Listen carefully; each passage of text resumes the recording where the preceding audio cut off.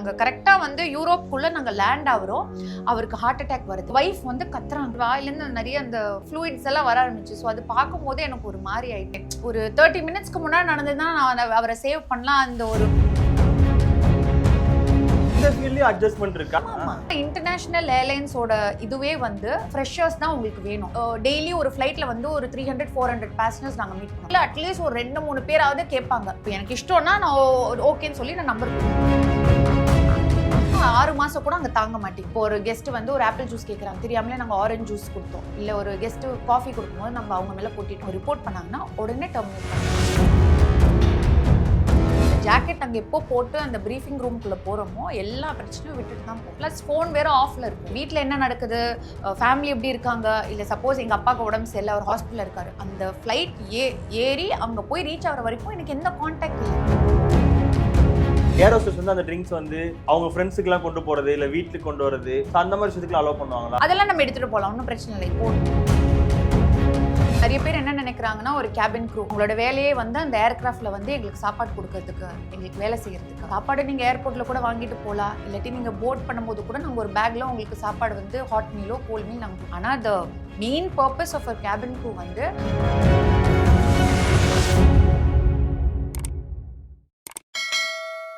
சிவகார்த்திகேயன் நடிக்கும் மதராசி செப்டம்பர் 5 முதல் உங்கள் அபிமான திரையரங்குகளில்.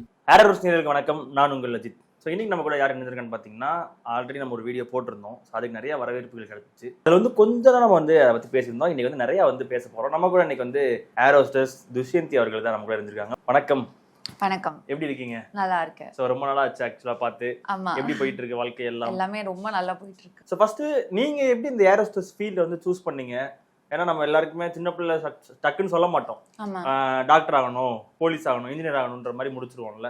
இந்த ஏர் ஹோஸ்டஸ் ஃபீல் அப்படின்றத எப்படி சூஸ் பண்ணீங்க? அது நான் வந்து அது பிளானே பண்ணல, யதார்த்தமாக நடந்த ஒரு விஷயம்தான்.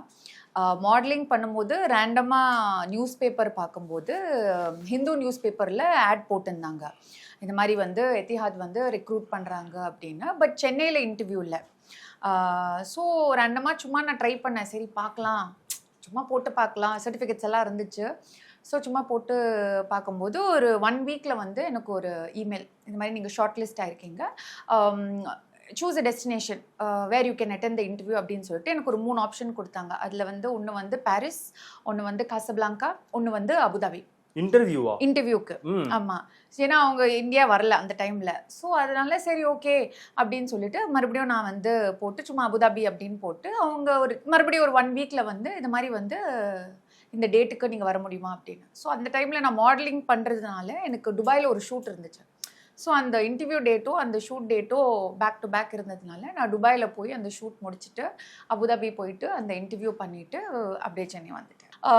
ஒரு 2 வீக்ஸில் வந்து எனக்கு ரெஸ்பாண்ட் பண்ணாங்க, இது மாதிரி யூ ஆர் செலக்டட், உங்களோட டாக்குமெண்ட்ஸ் எல்லாம் அனுப்புங்க, பேப்பர் ஒர்க் ப்ராசஸ் பண்ணு. ஸோ எல்லாமே ரொம்ப ஃபாஸ்ட்டாக நடந்தது. ஒரு 2 மந்த்ஸில் மார்ச்சில் அப்ளை பண்ணேன், ஜூன் 11th அங்கே போய் ஸ்டார்ட் பண்ணேன். நான் யதார்த்தமா நடந்த ஒரு விஷயம். நான் ரொம்ப 1 வருஷம் 2 வருஷமா கஷ்டப்பட்டு படிச்சு அது அந்த மாதிரி இல்ல கஷ்டப்பட்டு நான் படிச்சேன். பட் ஏர் ஹோஸ்டஸ் ஆகணும், ஒரு கேபின் க்ரூ ஆகணும், அதுக்கு நான் எந்த ஒரு கோர்ஸ் எதுவுமே நான் பண்ணல. ஏன்னா நான் வந்து முன்னாடி ஒர்க்கே பண்ணது கிடையாது. ஸ்கூல் 12th நான் மாடலிங் பண்ணிட்டு இருக்கேன். காலேஜ் ஃபுல்லா ப்ராப்பரா நான் ஃபுல் டைம் மாடலிங் தான் பண்ணிட்டு இருந்தேன். ஸோ எங்கேயும் நான் ஒர்க் பண்ணது கிடையாது, எந்த எக்ஸ்பீரியன்ஸ் எனக்கு இல்லை. அந்த ஃப்ராங்க்ஃபின் கோர்ஸ் எதுவுமே நான் பண்ணல. ஆனா இன்டர்நேஷனல் ஏர்லைன்ஸோட இதுவே வந்து ஃப்ரெஷர்ஸ் தான் உங்களுக்கு வேணும். இந்த ஃப்ராங்க்ஃபின் கோர்ஸ், இந்த ஏர்லைன் கோர்ஸ் பண்றதெல்லாம் வந்து ஒரு பிளஸ்ஸே கிடையாது. அப்படியா? ஓ அப்ப இதுக்கு கோர்ஸ்லாம் வந்து அவ்வளவு இது இங்க இந்தியால எப்படின்னு எனக்கு தெரியாது. பட் இன்டர்நேஷனல் ஏர்லைனுக்கு ஃப்ரெஷ்ஷா வந்தா, ஏன்னா அவங்க குறிப்பிட்டு ஒரு ட்ரைனிங் கொடுப்பாங்க. அப்போ நீங்க ஏற்கனவே ஒரு ட்ரைனிங்கோட வந்தீங்கன்னா அவங்க கொடுக்குற ட்ரைனிங்கோட ரொம்ப ஒரு கன்ஃபியூஸ்ட் ஆயிடும். ஸோ அதனால ஃப்ரெஷ்ஷாக நீங்கள் வந்தீங்கன்னா அவங்க அங்கே ஒரு 2.5 monthsக்கு இன்டென்சிவ் ட்ரைனிங் கொடுப்பாங்க. Safety, first eight, grooming, service, hospitality எல்லாமே இன்டென்சிவாக கொடுப்பாங்க. ஸோ ஃப்ரெஷர்ஸ் தான் அங்கே வந்து அவங்களுக்கு வேணும். சரி, நீங்கள் உள்ளே போன உடனே என்ன எதிர்பார்த்து போனீங்க? அங்கே என்ன நடந்துச்சு? எதிர்பார்த்து தாண்டி நடந்த விஷயங்கள்லாம் என்ன சொல்லுவீங்க? கொஞ்சம் ஒரு பயம் தான். ஏன்னா ஜென்ரலாக இன்டர்நேஷ்னல் ஏர்லைன்ஸே நீங்கள் பார்த்தீங்கன்னா எல்லாம் ஃபாரினர்ஸாக தான் எடுப்பாங்க, நல்ல டாலாக, ஹைட்டாக, ஃபேராக, அந்த பிளாண்ட் ஹேர் அந்த மாதிரி. இந்தியன்ஸ் ரொம்ப கம்மி. ஸோ எனக்கு வந்து அங்கே செட் ஆகுமா, எப்படி இருக்கும் அந்த கல்ச்சர், அதெல்லாம் எனக்கு கொஞ்சம் இருந்துருச்சு. பட் அங்கே போன உடனே வந்து அப்போதான் எனக்கு தெரியும் அங்கே நிறைய இந்தியன்ஸ் ஏற்கனவே இருக்காங்க அப்படின்னு. அண்ட் மற்ற நேஷ்னாலிட்டிஸ் கூட வந்து ரொம்ப எப்படி சொல்கிறது, ரொம்ப ஓப்பனாக இருந்தாங்க, ரொம்ப ஃப்ரெண்ட்லியாக இருந்தாங்க. இப்போ நாங்கள் இங்கே இந்தியாவில் இருக்கும்போது நாங்கள் நினைக்கிறோம் நம்மளோட கல்ச்சர் தான் வந்து ரொம்ப ப்ராப்பராக இருக்குது. அங்கே போயிட்டு நிறைய எக்ஸ்போஷர் எனக்கு, நிறைய கல்ச்சர்ஸ், நிறைய பீப்புள், அவங்க எப்படி அவங்களோட இது அவங்க எப்படி பண்ணுறாங்க, நிறைய வேறு கல்ச்சர்ஸில் கூட அவங்க ரொம்ப கான்சர்வேட்டிவாக இருப்பாங்க அவங்களோட தாட்ஸில், அவங்க செய்கிற இதில். ஸோ அது ஒரு நல்ல எக்ஸ்பீரியன்ஸ். அங்கே போன உடனே அந்த ட்ரைனிங் இருக்கும். ஸோ அங்கே போன உடனே வந்து எங்களுக்கு வந்து அங்கே வெல்கம் பண்ணுற மாதிரி எங்களுக்கு ஒரு போனஸ் கொடுப்பாங்க. 2000 dirhams போனஸ். அது ஆல்மோஸ்ட் 40,000 rupees. அவங்களே கொடுத்து வெல்கம் பண்ணுவாங்க. சும்மாவா? சும்மா ஒரு வெல்கம் மாதிரி. சும்மா உள்ள வாங்க. இப்போ நீங்க ஃபர்ஸ்ட் டைம் போறீங்கல்ல, நிறைய பேர் வந்து எப்படி சொல்றது, வசதியான குடும்பத்துல இருந்து வர மாட்டாங்க அப்படின்னு சொல்லிட்டு அவங்க அங்க வந்து ஸ்டார்ட் பண்ணணும்ல ஃபுட்டுக்கு இதெல்லாம். ஸோ அவங்க வந்து ஒரு பரிசு மாதிரி ஒரு 2000 dirhams கொடுப்பாங்க. அது கிட்டத்தட்ட 40,000 rupees. அது ட்ரைனிங் டைம்ல வந்து உங்க ஃபுட்டுக்கு இல்லை எங்கேயாவது வெளியில போகணும் அதுக்கெல்லாம் நீங்க யூஸ் பண்ணிக்கலாம். ஸோ அது ஒரு வெல்கம் போனஸ் மாதிரி கொடுத்துருவாங்க. ஆனா ட்ரைனிங் டைம்லயும் சேலரி இருக்கும். ஆமா, ஸோ அந்த போனஸ் தவிர்த்த ஒரு பேசிக் சேலரி மாதிரி ஒன்று கொடுத்துருவாங்க ட்ரைனிங். ஸோ அது நல்ல விஷயம் தானே. நீங்க காசு கொடுத்துட்டு ட்ரைனிங் கொடுத்துட்டு என்ன ஒரு ஜாப் கொடுக்குறீங்கன்னா அது ஒரு நல்ல இதுதான். ஸோ நீங்க இந்த ஏர் ஹோஸ்டஸா உள்ள போகும்போது வாங்கின ஃபர்ஸ்ட் சேலரினா எவ்வளவு சொல்லுங்க? ஸோ ஃபர்ஸ்ட் அந்த போனஸ் தவிர்த்து நான் ட்ரைனிங்ல இருக்கும்போது ஒரு 2500 dirhams கொடுப்பாங்க. அது ஆல்மோஸ்ட் 50,000 rupees. அது போதுமே. அங்கே சாப்பாடு செலவு மட்டும் தானே, வேற இன்டர்நெட் கொடுத்துருவாங்க, எலக்ட்ரிசிட்டி அவங்க பே பண்ணுவாங்க, வாட்டர் பே பண்ணுவாங்க, ரெண்ட் எதுவுமே கிடையாது. அப்புறம் சாப்பாடு செலவு மட்டும். சாப்பாடுக்குமே தான் கிச்சன் இருக்கு, எல்லாமே அங்கே எல்லாமே. ஆமா, அதனால நாங்க எங்களோட அகாமடேஷன் எப்படி கொடுப்பாங்கன்னா பக்கத்துலேயே மால் இருக்கும், சூப்பர் மார்க்கெட் எல்லாமே இருக்கும், அந்த மாதிரி தான். ஸோ அதனால நாங்கள் போய் எல்லாமே திங்ஸ் வாங்கிட்டு நாங்கள் குக் பண்ணி நாங்கள் சாப்பிடுவோம். அப்போ ஒரு லக்ஸூரியஸ் லைஃப் மாதிரி இருக்கும்னு நினைக்கிறேன். அப்படியா? ஏர் ஹோஸ்டஸ்னாலே ஒரு மாதிரி லக்ஸூரியஸ் லைஃபா தான் இருக்கும்ல. நல்ல கம்ஃபர்டபுளாக கொடுப்பாங்க. அந்த அவங்க கொடுக்குற அகாமடேஷனே வந்து ஃபுல் சென்ட்ரலைஸ்ட் ஏசி. ஒரு 2000 to 2500 square feet apartment. Rooms எல்லாம் பயங்கர பெருசாக இருக்கும். ஹால் வந்து அவ்வளோ பெருசு, ஃபுட்பால் ஆடலாம் அந்த மாதிரி, அவ்வளோ பெரிய ஹால். ஒரு 2 people 3 people ஷேர் பண்ணுற மாதிரி. கிச்சனும் வந்து எல்லா யூட்டென்சில்ஸ் எல்லாமே இருக்கும். ஸ்பூன்லேருந்து கடாயிலேருந்து ஸ்பேன் எல்லாமே இருக்கும். நீங்கள் அங்கே போய் உங்கள் திங்ஸை வாங்கிட்டு சமைக்க வேண்டியது. எனக்கு இது என்னன்னா, இது நீங்கள் பார்த்த ஏர்லைன்ஸில் மட்டும்தான் இப்படியா, இல்லை எல்லா ஏர்லைன்ஸ்லையுமே இருக்கு ஏர் ஹோஸ்டஸ்? இல்லை, எத்திஹாத்ல இப்படி தான், எமிரேட்ஸ் கூட இப்படி தான், கத்தார் ஆல்சோ சேம். இந்தியன் ஏர்லைன்ஸில் வந்து அவங்க அகாமடேஷன்லாம் கொடுக்க மாட்டாங்க, அவங்க வீட்டில் இருந்தால் போவாங்க. பட் எந்த ஒரு இன்டர்நேஷனல், அதாவது நீங்கள் இந்த பெரிய ஏர்லைன்ஸ் எடுத்தீங்கன்னா எத்திஹாத், எமிரேட்ஸ், கத்தார், இந்த மாதிரி நல்ல கம்ஃபர்டபுளாக பார்த்துப்பாங்க. ஓகே. ஸோ நீங்கள் உள்ளே போகும்போது இந்த சினிமாலெல்லாம் பார்த்துருப்பீங்க இதுக்கு முன்னாடி, ஆமாம், ஏர் ஹோஸ்டஸ்லாம் எப்படி இருக்காங்க என்ன ஏதுன்னு சொல்லி. அதே மாதிரி தான் நீங்கள் உள்ளே போகும்போது உங்களுக்கு ஃபீல் ஆச்சா, இல்லை வேற மாறுதல் ஏதாவது இருந்துச்சா? ஸோ நான் போகிறதுக்கு முன்னாடி இப்போ நாங்கள் வந்து இந்த ஏர் ஹோஸ்டஸ் இதெல்லாம் நாங்கள் ஏர்போர்ட்டில் முன்னாடி நாங்கள் பார்ப்போம். நாங்கள் என்ன பார்ப்போம், ஸ்டைலாக நடக்கிறாங்க, ஜாலியாக போகிறாங்க, இந்த வேலையும் செய்ய மாட்டாங்க. ஆனால் நாங்கள் உள்ளே போனதுக்கப்புறம் தான் எனக்கு தெரியும் அதில் எவ்வளோ ரெஸ்பான்சிபிலிட்டி, கமிட்மெண்ட் இருக்குது. இப்போ நிறைய பேர் என்ன நினைக்கிறாங்கன்னா, ஒரு கேபின் க்ரூ அவங்களோட வேலையே வந்து அந்த ஏர்கிராஃப்டில் வந்து எங்களுக்கு சாப்பாடு கொடுக்கறதுக்கு, எங்களுக்கு வேலை செய்கிறதுக்கு. அது கிடையாது. சாப்பாடு நீங்கள் ஏர்போர்ட்டில் கூட வாங்கிட்டு போகலாம், இல்லாட்டி நீங்கள் போர்ட் பண்ணும்போது கூட நாங்கள் ஒரு பேக்கில் உங்களுக்கு சாப்பாடு வந்து ஹாட் மீலோ கோல்ட் மீல் நாங்கள் கொடுக்கலாம். ஆனால் the main purpose of a cabin crew வந்து அந்த 35,000 feetல நீங்கள் இருக்கீங்க, ஒரு எமர்ஜென்சி, நாங்கள் தான் உங்களை பார்த்துக்கணும். 2 பேசஞ்சர்ஸ்குள்ளே ஒரு சண்டை வருது, நாங்கள் தான் உங்களை பார்த்துக்கணும், நாங்கள் தான் அதை சார்ட் அவுட் பண்ணணும். ஸோ அந்த ப்ரையாரிட்டி தான் டாப்பு. அந்த ஃபுட்டு சர்வ் பண்ணுறது இல்லை உங்களை பார்த்துக்கிறது வந்து செகண்டரி தான். ஃபஸ்ட்டு வந்து உங்களோட சேஃப்டி. அந்த ஃப்ளைட் வந்து பாயிண்ட் ஏலேருந்து பாயிண்ட் பி சேஃபாக வந்து கேப்டன் எடுத்துகிட்டு போவார். ஆனால் அவர் வந்து காக்பிட்டில் இருப்பார். அப்போ இந்த 300-400 பேசஞ்சர் யார் பார்த்துப்பாங்க? அது நாங்கள் தான் பார்த்துக்கணும். ஸோ அதுதான் நம்மளோட மெயின் ஜாப். ஆனால் நிறைய பேர் நினைக்கிறது வந்து இவங்க வந்து சும்மா எங்களை வந்து அங்கே வேலை செய்கிறதுக்கு தான் இருக்காங்க, நம்ம ட்ரிங்க் கேட்டால் கொண்டு வரணும், ஃபுட்டு கேட்டால் கொண்டு வரணும், அந்த மாதிரி. ஸோ அங்கே போனதுக்கப்புறம் எனக்கும் அந்த இது சேஞ்ச் ஆயிடுச்சு. ஓ, இவ்வளோ இருக்கே அப்படின்னு சொல்லிட்டு. ஸோ வரவங்க ஆக்சுவலி இந்த ஃப்ளைட்டில் வராங்கல்ல, அது நிறைய பேர் வந்துட்டு நான் பார்த்த வரைக்கும் இந்த இன்ஸ்டாகிராமில் ஃபோட்டோஸ் போடும்போது ஏர் ஹோஸ்டஸ் கூட செல்ஃபி எடுத்து டுடேஸ் ட்ராவல் டுடேஸ் அப்படின்ற மாதிரிலாம் ஃபோட்டோ எடுத்து போடுறாங்க. ஒன்று ஃப்ளைட்டை விட்டு ஏர் ஹோஸ்டஸ் தான் செல்ஃபி எடுக்கிறது. ஸோ அந்த மாதிரி செல்ஃபி எடுக்கும் போதெல்லாம் நீங்கள் என்ன சொல்லுவீங்க? இல்லை எதுக்கு இது மாதிரி எடுக்கக்கூடாது அந்த மாதிரி ரூல் இருக்கா இல்ல நீங்க செல்ஃபி கொடுத்தீங்கன்னா கொடுத்துதான் ஆகணுமா? அந்த மாதிரி ரூல் கிடையாது. ஏர்கிராஃப்ட்குள்ள அந்த ஏர்கிராஃப்டோட பார்ட்ஸ் இல்ல இந்த மேனுவல்ஸ் அதெல்லாம் அவங்க போட்டோ எடுக்கக்கூடாது. பட் பொதுவா வந்து அவங்க ஃபேமிலியோட இல்ல நிறைய பேர் வந்து க்ரூவோட போட்டோ எடுக்கணும்னு கேட்பாங்க. Can I take a photo with you அப்படின்னு. அது வந்து அவங்களோட பர்சனல். ஜென்ரலா க்ரூ ரொம்ப ஃப்ரீயா பேசுவாங்க. அவங்க ஒரு போட்டோ எடுக்கிறதுல எங்களுக்கு எந்த பிரச்சனையும் இல்லை. ஸோ நாங்கள் போட்டோ என்ன நிறைய பேருக்கு வந்து எங்களை வந்து ரொம்ப தூக்கி அங்கே மேலே ஹோஸ்டஸ் கேபின் க்ரூ அப்படின்னு. ஸோ அதையே நாங்கள் ஸ்பாயில் பண்ணோம். ஸோ ஜஸ்ட் ஒரு ஃபோட்டோ தான். அதனால நாங்கள் நிறைய ஃபோட்டோஸ் எடுப்போம். நாங்கள் சில டைம்ல நாங்களே எடுப்போம். இப்போ கொஞ்சம் ஜாலியா இருக்கிற ஒரு ஃபேமிலிஸ் வருவாங்க இல்ல பேசஞ்சர்ஸ் வருவாங்க, நாங்களே போட்டோ எடுத்து எங்களோட இன்ஸ்டாகிராம்ல போடுவோம். இல்ல எங்களோட எத்திஹாத் சைட்ல நாங்க அனுப்பிச்சிட்டு today we had this family, அவங்க அந்த குட்டி ஒரு குழந்தை இருந்துச்சு அழகா இருந்துச்சு சொல்லி நாங்க கொடுத்து எங்க எத்திஹாத் பேஜ்ல அவங்க பப்ளிஷ் பண்ணுவாங்க. ஆமா, ஸோ அந்த மாதிரி எல்லாம் நிறைய நடந்திருக்கு. சரி, ஓகே. நீங்க இந்த மாதிரி ஃப்ளை பண்ணி நிறைய இடத்துக்கு போயிருப்பீங்கல்ல. ஸோ ரொம்ப லாங் டிராவல் ஃப்ளைட்ல வந்துட்டு நான் ரொம்ப நேரம் டிராவல் பண்ணதுன்னா எந்த டெஸ்டினேஷன் போனது? லாங்கஸ்ட் ஃப்ளைட் நான் பண்ணது வந்து டாலஸ். 18 hours flight. 18 hours ஃப்ளைட்லயேவா? ஆமா. யூஸ்வலா நான் வந்து நிறைய நியூயார்க் பண்ணுவேன். New York, San Francisco. ஆனால் நியூயார்க் வந்து 12-14 hours, சான் பிரான்சிஸ்கோ கூட 14 to 15. ஆனால் டாலஸ் வந்து ஃபர்ஸ்ட் டைம் நான் பண்ணும்போது 18 hours. எனக்கே ரொம்ப கஷ்டமாக இருந்துச்சு. ஏன்னா ஃபர்ஸ்ட் டைம் நான் பண்ணுறேன். ஸோ அந்த ஃப்ளைட்லேருந்து வெளியில் வரும்போது எனக்கு ஒரு 3-4 மாதம் கழிச்சு வெளியில் வர மாதிரி ஒரு ஃபீலிங். விண்வெளியை நோக்கி போயிட்டு வர மாதிரி இருக்குல்ல. ரொம்ப டயர்டாக இருந்தோம். ப்ளஸ் அத்தனை கெஸ்ட்டு நாங்கள் பார்த்துக்கணும். பெரிய ஏர்கிராஃப்டில் வேற போனோம், போயிங்கில் போனோம். ஸோ அதில் வந்து 300+ மேலே பேசஞ்சர்ஸ். அவங்க எல்லாம் அந்த 18 hours நாங்கள் பார்த்துக்கணும், ஃபுட்டு கொடுக்கணும், ஒரு எமர்ஜென்சி எல்லாமே நாங்கள் பார்த்துக்கணும்.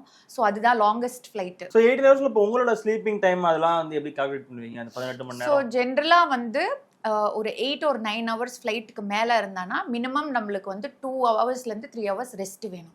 ஸோ இப்போ நீங்கள் ஃப்ளைட் ஏறுறீங்களே, ஓசே நைட்டில் ஏறுறீங்க, நாங்கள் உங்களுக்கு டின்னர் ஒரு சர்வீஸ் கொடுத்துருவோம். அந்த சர்வீஸ் முடிச்ச உடனே எங்களுக்கு ரெஸ்ட் இருக்கும். ஸோ இப்போ ஒரு பெரிய ஏர்கிராஃப்டில் வந்து 12 க்ரூ இருப்பாங்க. அந்த 12 க்ரூவை வந்து ஸ்ப்ளிட் பண்ணிடுவாங்க 6 and 6. அப்புறம் உங்களுக்கு அந்த சர்வீஸ் கொடுத்ததுக்கப்புறம் இந்த 6 க்ரூ வந்து ரெஸ்ட்டுக்கு போயிடுவாங்க. மீதி 6 வந்து இருப்பாங்க. தண்ணி வேணுமா இல்லை ஏதான ஒரு எமர்ஜென்சினா அவங்க அந்த கேபினை பார்த்துக்கிறதுக்கு அவங்க இருப்பாங்க. ஸோ இந்த 6 க்ரூ வந்து அந்த ஏர்கிராஃப்ட் பின்னாடி பேக் சைடில் வந்து ஒரு மாதிரி ஒரு ஸ்டெப்ஸ் இருக்கும், ஒரு டோர் இருக்கும். அந்த டோருக்கு ஒரு பாஸ்வேர்டு இருக்கும். அந்த பாஸ்வேர்ட் போட்டிங்கன்னா அந்த ஸ்டெப்ஸ் மேலே போனோன்னா நம்மளுக்கு பங்க்ஸ் இருக்கும். படுக்கிறதுக்கு ஒரு 6 பங்க்ஸ் இருக்கும். அங்கே பில்லோ, பிளாங்கெட் எல்லாமே இருக்கும். ஸோ அந்த பங்குக்கு போயிட்டு நாங்கள் வந்து பிளாக் பிஜாமாஸ் மாதிரி ஒன்று கொடுப்பாங்க. அதை நம்ம போட்டுட்டு அங்கே போயிட்டு நாங்கள் மினிமம் ஒரு 3 hours ரெஸ்ட் எங்களுக்கு கிடைக்கும். சரி, நீங்கள் ஓகே உள்ள வெளியே கேப்டனுக்கு எல்லாருக்கும் அவங்களுக்குலாம் கேப்டனுக்கும் ரெஸ்ட் இருக்குது. ஸோ அந்த லாங் ஃப்ளைட்ஸ் இருக்கும்போது 4 பேர் இருப்பாங்க, 2 கேப்டன் 2 ஃபர்ஸ்ட் ஆஃபீஸர். ஸோ அந்த ஃபர்ஸ்ட்டு சர்வீஸ் முடிச்ச உடனே அவங்களுக்கும் ரெஸ்ட் உண்டு. ஸோ ஒரு கேப்டன் ஒரு ஃபர்ஸ்ட் ஆஃபீஸர் ரெஸ்ட் போயிடுவாங்க. ஒரு கேப்டன் ஒரு ஃபர்ஸ்ட் ஆஃபீஸர் வந்து ஃப்ளைட்டை பார்த்துப்பாங்க. சில ஃப்ளைட்ஸில் வந்து கேப்டனுக்கு ஃப்ரண்ட்லே, அதாவது காக்பிட்க்கு பின்னாடியே வந்து அவங்களுக்கு பங்க் இருக்கும். சில இதில் வந்து இருக்காது. அவங்க வந்து எங்களோட பங்குக்கு மேலே வருவாங்க. ஓ, அங்கதான் வந்து இது பண்ற மாதிரி. ஆமா. சோ அது ஏர்கிராஃப்ட் அது மாறும். லாஸ்டா வீடியோ போட்டப்போ நிறைய வந்து நம்ம FB-ல Instagram எல்லாம் போட்டிருந்தோம்ல. அதுல ஒரு சில கமெண்ட்ஸ் வந்துருந்துச்சு. நிறைய பெண்கள் வந்து கேட்டிருந்தாங்க, வெள்ளையா இருக்க பெண்கள் மட்டும்தான் இந்த மாதிரி ஏர் ஹோஸ்டஸா போக முடியுமா இல்ல அப்படின்ற ஒரு கேள்வி வந்து. அப்படி எதுவுமே கிடையாது. ஃபேரா இருக்கிறவங்க மட்டும். ஏன்னா நானே வந்து இங்க இண்டிகோல இல்ல ஏர் இந்தியால ஃப்ளை பண்ணும்போது நானே வந்து டார்க் ஸ்கின் நான் பார்த்துருக்கேன். எத்திஹாதில் கூட நிறைய இந்தியன்ஸ் மட்டும் இல்லை, மற்ற நேஷ்னாலிட்டிஸ் கூட வந்து ஸ்கின் ஒரு ப்ராப்ளமே கிடையாது. ஏர் ஹோஸ்டஸ்க்கு ஒரு அந்த க்ரைட்டீரியாவே, அந்த கலர் ஒரு க்ரைட்டீரியாவே கிடையாது. ஜாப் நீங்கள் எடுத்திங்கன்னா சும்மா காசு நல்லா இருக்குது நான் உலகெல்லாம் சுற்றிட்டு வரலான்னா 6 மாதம் கூட அங்கே தாங்க மாட்டீங்க. ஒன்று அவங்களே அமுச்சு விட்ருவாங்க. ஏன்னா அதில் நிறைய ரெஸ்பான்சிபிலிட்டி இருக்குது.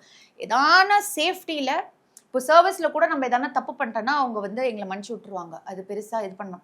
இப்போ ஒரு கெஸ்ட்டு வந்து ஒரு ஆப்பிள் ஜூஸ் கேட்குறாங்க, தெரியாமலே நாங்கள் ஆரஞ்ச் ஜூஸ் கொடுத்தோம். இல்லை ஒரு கெஸ்ட்டு காஃபி கொடுக்கும்போது நம்ம அவங்க மேலே கொட்டிட்டோம். அதுக்கெல்லாம் பெருசாக இது. ஆனால் சேஃப்டியில் நம்ம எதான ஒரு தப்பு பண்ணோன்னா அது ஒரு பெரிய பிரச்சனைங்க. வார்னிங் கொடுப்பாங்க, ரிட்டன் வார்னிங். அது அந்த பிரச்சனையோட இது இன்டென்சிட்டி பார்ப்பாங்க. அது ரொம்ப இது வந்து உடனே டெர்மினேட் பண்ணிடுவாங்க. இதெல்லாம் பண்ணணும், இந்த விஷயம் பண்ணக்கூடாது அப்படின்ற மாதிரி. இப்போ கேபின் க்ரூ நீங்கள் எடுக்கிறீங்க, நிறைய பேர் இப்போ அவங்களோட அபிப்பிராயம் என்னன்னா, யார் கூப்பிட்டாலும் போயிடுவாங்க, எல்லார்ட்டையும் பேசுவாங்க, நம்பர் எல்லார்ட்டையும் கொடுப்பாங்க, கிஃப்ட்ஸ் எல்லாம் கொடுத்தானா. எங்களோட பாலிசியே நாங்கள் கிஃப்ட்ஸ் எடுக்க முடியாது. அப்படியே வந்து ரொம்ப ஒரு பணக்காரன் இல்லாட்டி வந்து அந்த UAE-ல நிறைய ஷேக்ஸ் எல்லாம் டிராவல் பண்ணாங்க, அவங்க ஏதானோ ஆஃபர் பண்ணாங்கன்னா எங்களோட policy we can't take gifts. அப்படி நாங்கள் எடுத்து எங்களோட கொலீக்ஸ் யாராவது பார்த்து அவங்க ரிப்போர்ட் பண்ணாங்கன்னா உடனே டெர்மினேட் பண்ணுவாங்க. ஃபர்ஸ்ட் ஆஃப் ஆல் அந்த மாதிரி யாரும் பெருசா அந்த மாதிரி கிஃப்ட்ஸ் எல்லாம் கொடுக்க மாட்டாங்க. பட் அப்படி கொடுத்தா கூட நாங்க எடுக்கவே முடியாது. இன்ஃபேக்ட் நம்பர் கூட நம்ம ஷேர் பண்ணிக்க முடியாது. ஒண்ணு நாங்க ஷேர் பண்ணக்கூடாது ஆஸ் பர் ஆர் பாலிசி, ரெண்டாவது நாங்களே கொடுக்க மாட்டோம். ஆனா நிறைய கமெண்ட்ஸ் வந்துச்சு, இவங்களுக்கு என்னப்பா ஜாலியா இருப்பாங்க, இந்த ஃபீல்ட்லயும் அட்ஜஸ்ட்மெண்ட்லாம் இருக்கும், அதெல்லாம் வந்து பாத்துப்பாங்க அப்படின்ற மாதிரியான சில பேர்லாம் வந்து மெசேஜ் பண்ணி வச்சிருந்தாங்க. ஸோ எனக்கு என்னன்னா, இந்த ஃபீல்ட்லயும் அட்ஜஸ்ட்மெண்ட் இருக்கா, இல்ல இந்த ஃபீல்ட்லயும் அந்த வலிவு சுழிவு எல்லாம் சொல்லுவாங்க, அந்த மாதிரி விஷயங்கள்லாம் இதுலயும் நடக்குமா? இப்போ அப்படி எல்லாம் கிடையாது. இந்த ஃபீல்ட் மட்டும்னா எனக்கு புரியல. ஏன்னா எல்லா ஃபீல்ட், சினிமா மட்டும் இல்லை, கேபின் க்ரூ மட்டும் இல்லை, நீங்கள் ஒரு நார்மல் கம்பெனியில் நீங்கள் ஒர்க் பண்ணிங்கன்னா கூட யாராவது ஒருத்தர் உங்களை பாதர் பண்ணி கூப்பிடுவாங்க. இது வந்து சினிமாவில் மட்டும் நடக்கிறது கிடையாது, கேபின் க்ரூவில் மட்டும் கிடையாது. இங்கே வந்து ஒரு ஒன் ஸ்டெப் அந்த ஆப்பர்ச்சுனிட்டிஸ் நிறைய பேர் எங்களை அப்ரோச் பண்ணுறதுக்கு ஜாஸ்தி. ஏன்னா டெய்லி ஒரு ஃப்ளைட்டில் வந்து ஒரு 300-400 பேசஞ்சர்ஸ் நாங்கள் மீட் பண்ணோம். அப்போ எனக்கு டெய்லி ஃப்ளைட் இருந்தேன்னா டெய்லி ஒரு 500 பேருக்கு மேலே நான் மீட் பண்ணுறேன். ஸோ அந்த 500ல் அட்லீஸ்ட் ஒரு 2-3 பேராவது கேட்பாங்க. ஒன்று நம்பர் கேட்பாங்க, இல்லை நீங்கள் எந்த ஹோட்டலில் தங்குறீங்கன்னு கேட்பாங்க, நீங்கள் எந்த சிட்டி தானு ஒன்று கேட்பாங்க. அதெல்லாம் பேசுவாங்க. ஆமாம் பேசுவாங்க. அவ்வளோ லாங் ஃப்ளைட்டில் வந்து நீங்கள் வேற என்ன பண்ணுவீங்க? அதனால அவங்க வந்து கேட்பாங்க, நீங்கள் எந்த நேஷனாலிட்டி, நீங்கள் எத்தனை வருஷமா நீங்கள் ஃப்ளை பண்ணுறீங்க, அது மாதிரி நிறைய பேசுவோம்.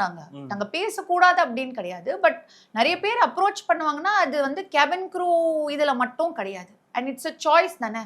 இப்போ எனக்கு இஷ்டம்னா நான் ஓகேன்னு சொல்லி நான் நம்பர் கொடுப்பேன், எனக்கு இஷ்டம் இல்லைன்னா நம்பர் கொடுக்க மாட்டேன். அது வந்து குறிப்பிட்ட கேபின் க்ரூவில் மட்டும்தான் இது நடக்குதுன்னா அது உண்மை கிடையாது. ஸோ உங்களுக்கு ஏதாவது மிஸ்பிஹேவோ இல்லை அபியூஸோ அந்த மாதிரி ஏதாவது நீங்கள் ஃபேஸ் பண்ணது உண்டா ஃப்ளைட்டில் போகும்போது? ஆமாம், நிறைய வாட்டி. ஒன்று வந்து சின்ன சின்ன விஷயத்துக்கும் சண்டை போடுவாங்க. அதாவது நான் விண்டோ சீட் பக்கத்தில் தான் உட்காரணும், இல்லை வந்து எனக்கு வந்து இந்த மீல் நான் ஆர்டர் பண்ணல, ஆனால் எனக்கு கொடுங்க, அந்த மாதிரி எல்லாம் நிறைய நடந்திருக்கு. ஜென்ரலாக நம்மளோட ட்ரைனிங்லேயே வந்து சொல்லிடுவாங்க, இந்த மாதிரி சிச்சுவேஷன் சினாரியோஸ் கொடுப்பாங்க. மாக் ட்ரைனிங் பண்ணும்போது கொடுத்துருவாங்க, இந்த மாதிரி ஒரு சிச்சுவேஷன் நடந்தால் எப்படி ஹேண்டில் பண்ணணும் அப்படின்னு. நாங்கள் வந்து கத்த மாட்டோம், திட்ட மாட்டோம், ஆனால் வந்து பொலைட்டாக அது ரொம்ப நீட்டாக ஹேண்டில் பண்ணுவோம். ஏன்னா எல்லாரும் பார்க்குறாங்க, யாரையும் நாங்கள் ஹர்ட் பண்ணாத மாதிரி நாங்கள் வந்து அது ரொம்ப டிப்ளமேட்டிக்காக நாங்கள் ஹேண்டில் பண்ணுவோம். ஆனால் அது மாதிரி நிறைய நடக்குது. நீங்கள் போகும்போது எந்த சினி செலிபிரிட்டிஸோ யாராச்சும் நீங்கள் பார்த்தது உண்டா, இல்லை உங்க கூட சேர்ந்து டிராவல் பண்ண பெரிய விஐபிஸ் யாராவது ஒருத்தவங்க இருக்காங்களா ஆட்கள்? ஐஸ்வர்யா ராய், அபிஷேக் பச்சன் இருந்தாங்க என்னோட ஃப்ளைட்டில். அப்புறம் வசீம் அக்ரம் கிரிக்கெட்டர், அவரை நான் ஆஸ்திரேலியா கூட்டிகிட்டு போனேன்னா. பட் அவர் ரொம்ப நல்லா பேசினார். அவர் அந்த ஃபுல் ஃப்ளைட் வந்து அவர் தூங்கிட்டு இருந்தார்.